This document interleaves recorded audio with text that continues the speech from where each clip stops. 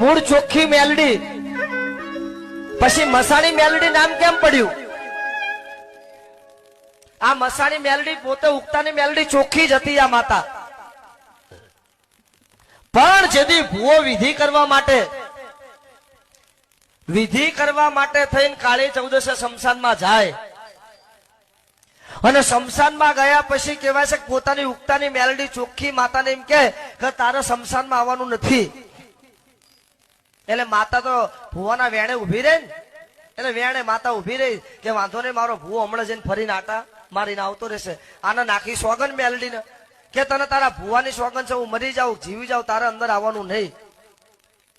પણ વિધિ કરતા કરતા મંત્ર ઊંધા બોલાઈ ગયા અને ભૂતડા જાગ્યા, ચૂડેલું જાગી અને ભૂવાનો મરવાનો વારો આવ્યો.